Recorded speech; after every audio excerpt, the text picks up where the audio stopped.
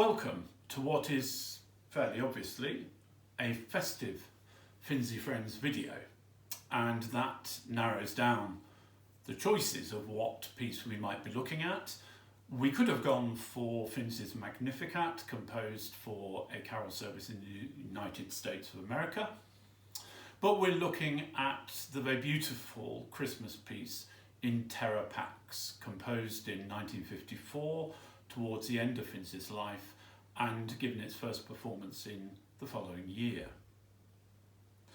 Now, this piece shares, I think, with a number of other 20th century works, a problem for programming it in the early 21st century, where so many Christmas concerts, when they were able to take place, want carols of 3 to 4 minutes, and even at 15 minutes, In Terra Pax is a little bit on the long side and demands rather more resources for a lot of choirs than most carols do.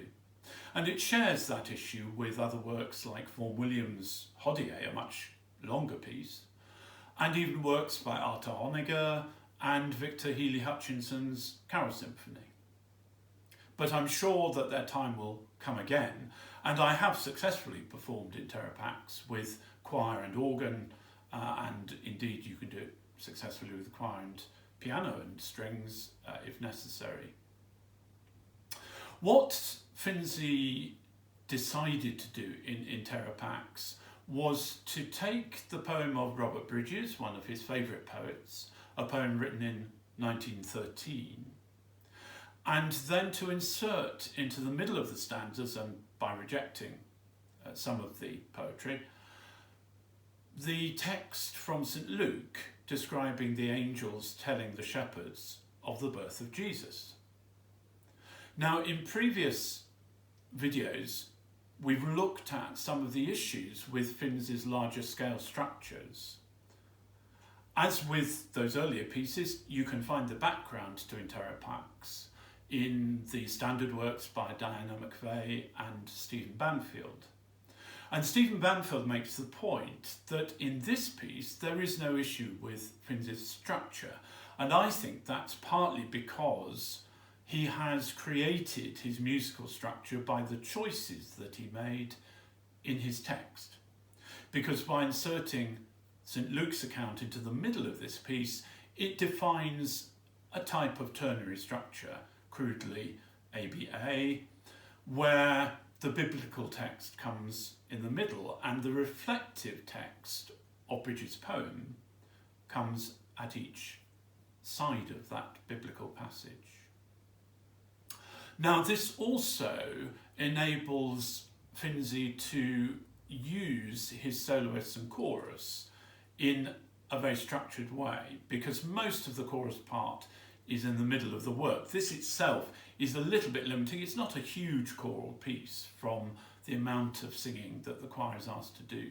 But my word, it is demanding when they become the choir of angels, because this particular choir of angels, as well as singing in a way which is very reminiscent of ringing bells, with the entries canonic, one after the other, it also requires tenors, 2 sets of tenors, first and second, who are very happy starting up on an A flat and coming down several times, and indeed getting quieter and quieter as they do that. So that's another little resource issue for this piece. But the structure works, and it creates a magical atmosphere, which we'll now look at in terms of the nuts and bolts at the piano. The music of the opening of In Terra Pax is, like its structure, simple. It is diatonic, it's firmly based within the notes of the scale of D major, and although the opening orchestral introduction moves into other keys, there are few chromatic notes outside the key that Finzi adds in for any particular expressive content, and that does make a contrast with some other works of his.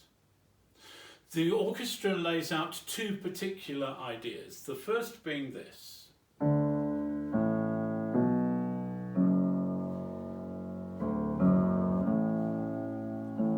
Now that will become the theme of the passage sung by the angels from on high in the middle of the work.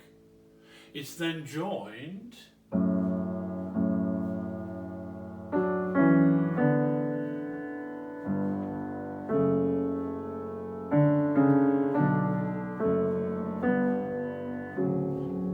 by that descending idea, which analysis shows linked to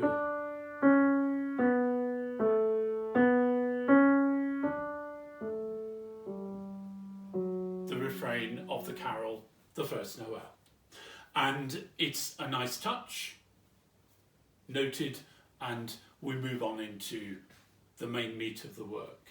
So after that introduction from the orchestra, the soloist enters over a held F sharp. A frosty Christmas Eve, when the stars were shining, fared I forth alone where westward falls the hill. And we are immediately in somehow the English countryside. We know where we are, the setting for Bridges' poem. For Finzi, very much the Gloucestershire countryside and the location of Chosen Hill, one of his beloved places. But those opening phrases from the baritone soloist are archetypal Finzian. They tell us where we are. Again, looking at the score in that passage, there is barely an accidental. The music is very grounded in D major. And it is grounded in the earth, grounded in the country, but the piece is going to take us, although the shepherds were in the fields, into another world. And how Finzi does that is very instructive. The poem says, "Then sped my thoughts to keep that first Christmas of all." And the shepherds marvelling that they could not tell whether the music they heard were angels or the bright stars singing. And the way that Finzi sets this word singing, starting in F sharp major,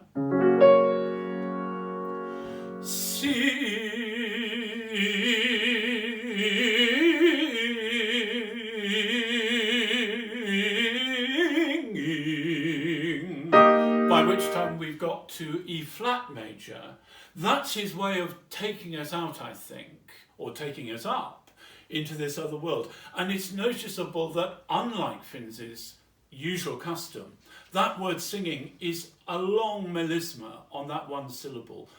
Many people have commented on the fact that Finzi sets text syllabically most of the time. And so he's made a conscious decision there, and that decision launches us into the shepherds in the fields, the shepherds frightened by the sudden appearance of the angels. Once that fear subsides, the angel says unto them, in the voice of the soprano soloists, "Fear not." And here I think we have one of the most sublime moments in all Finzi. I'm going to play the harmonic background to the angel's musical line, which you'll be very glad to know I'm not going to try and sing. But listen to the way these chords move and to Finzi's use of seventh chords. The very first one here, that added F, which comes all the way through in different harmonic contexts, the added seventh all the way through this passage.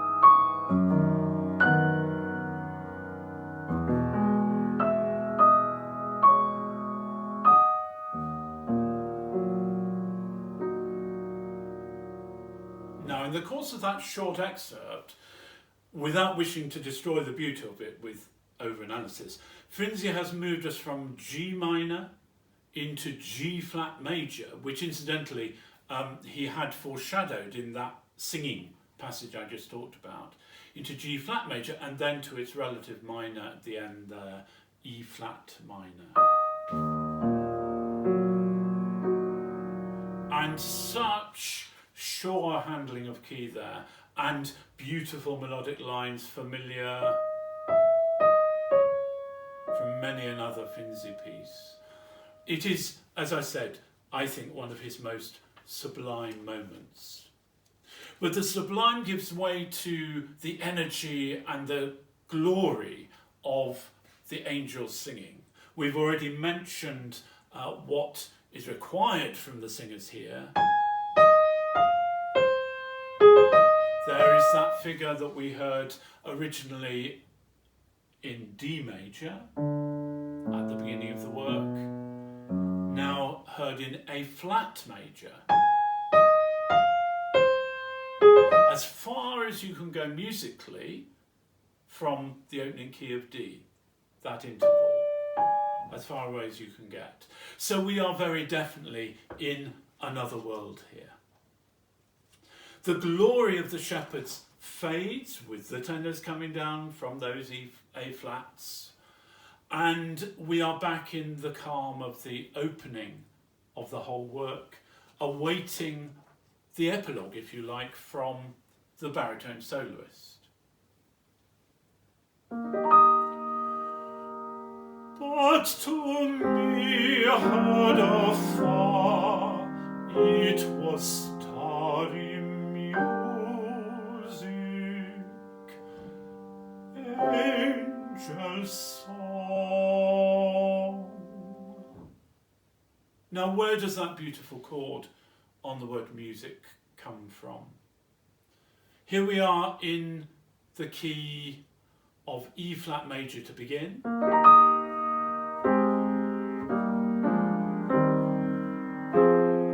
we land on that G minor chord. If you've seen the earlier videos in the series, that chord number 3, the mediant chord, in this case in the key of E flat major, one of Finzi's favoured chords for these very intense moments of expression. And that's what he places on that word music. Finzi made the decision to end the work by returning to the text of the angel's announcement to the shepherds, and in particular to that phrase, "And on earth, peace, goodwill toward men," which Bridges had taken in its Latin version as the subtitle of his poem. So of course Finzi gives this phrase to the chorus. He suggests a semi-chorus, which suggests in turn that the angels are on their way back into heaven. They're going into the distance. And they sing that descending idea, if you like, the first Noel idea. But listen to the chord on the word peace. Here it is. Peace.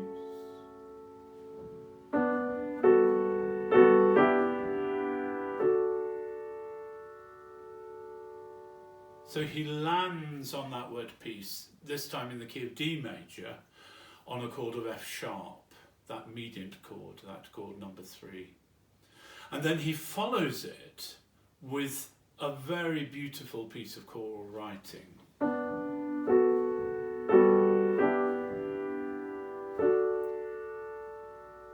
To finish on that close-voiced triad with basses and tenors, alto, soprano. Very intimate, very final, not spaced out as a chord, but very close together.